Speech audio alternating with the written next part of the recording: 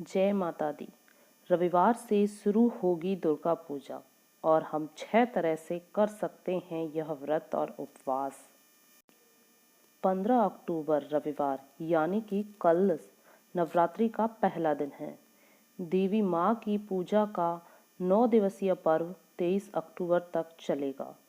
पौराणिक कथाओं के मुताबिक आश्विन माह की शुक्ल पक्ष की प्रतिपदा से देवी दुर्गा और महिषासुर के बीच युद्ध शुरू हुआ था।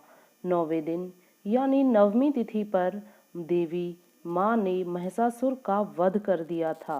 इसी कथा की वजह से देवी पूजा का महापर्व 9 दिनों तक चलता है।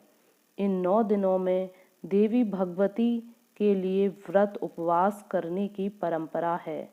अगर आप नवरात्रि में घट स्थापना और व्रत करना चाहते हैं तो इसके लिए कुछ खास तैयारियां कर लें। चलिए तो जानते हैं नवरात्रि में कलश स्थापना और व्रत से जुड़ी क्या क्या तैयारियां हमको करनी चाहिए और कुछ सावधानियों के बारे में। नवरात्रि व्रत को हम 5 या 6 तरीके से उपवास रहकर कर सकते हैं। पहला, नवरात्रि में ज़्यादातर लोग निराहार और निर्जला यानी कि भूखे प्यासे रहकर व्रत करते हैं। कुछ लोग 9 दिनों तक नमक छोड़ देते हैं यानी कि बिना नमक का खाना खाते हैं। कुछ अन्न छोड़कर फलाहार, दूध, फलों का रस पीकर भी व्रत करते हैं। कुछ लोग एक समय भोजन करते हैं। कुछ 9 दिनों तक मौन रहकर भी व्रत करते हैं। नवरात्र में कुछ जूते चप्पल छोड़कर भक्ति में लगते हैं, माता रानी की आराधना करते हैं। व्रत करने के ये सारे तरीके हैं, आप भी इनमें से कुछ कर सकते हैं व्रत के लिए। नवरात्रि हिंदुओं का महापर्व है। नवरात्रों में भक्त माता की आराधना करते हैं और उनसे मनवांछित फल की प्राप्ति होती है। देवी माँ के 9 स्वरूपों की पूजा की जाती है। हिंदू पंचांग के अनुसार आश्विन मास के शुक्ल पक्ष की प्रतिपदा तिथि 14 अक्टूबर को रात 11:24 पर आरंभ होगी और 15 अक्टूबर को दोपहर 12:32 पर समाप्त होगी। उदया तिथि मान्य होने के कारण प्रतिपदा तिथि 15 अक्टूबर को है, तो नवरात्रि का पहला दिन 15 अक्टूबर को ही होगा और इस दिन माता शैलपुत्री की विधि विधान के साथ पूजा की जाती है।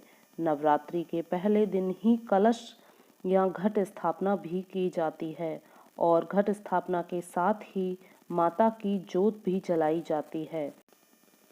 माता की पूजा अर्चना में हम सिंदूर, रोली, शंख, मौली, कपूर, लाल फूल, फूलों की माला, धूप, हल्दी, चावल, बताशा, मधु, शक्कर, शहद, नारियल, गंगा जल और मेवा मिष्ठान के साथ माता भगवती का विधि विधान से पूजन करें। सुहागन स्त्रियां माता भगवती को दुर्गा माँ को 16 श्रृंगार अर्पित करें। दुर्गा माँ की पूजा में पहले कलश स्थापना की जाती है। धार्मिक मान्यताओं के अनुसार कलश को ब्रह्मांड के प्रतीक के तौर पर स्थापित किया जाता है, जिसके केंद्र में सभी देवी देवताओं का निवास होता है। शास्त्रों के अनुसार कलश के मुख में भगवान विष्णु, कंठ में रुद्र और मूल भाग में ब्रह्मा जी निवास करते हैं। कलश पर रखने के लिए पल्लव की जरूरत पड़ती है, जिसे पंच पल्लव के नाम से भी जाना जाता है। पल्लव में पीपल, गूगर, अशोक, आम और वट के पत्ते होते हैं, जिनको कलश पर रखा जाता है। उसके ऊपर नारियल रखते हैं।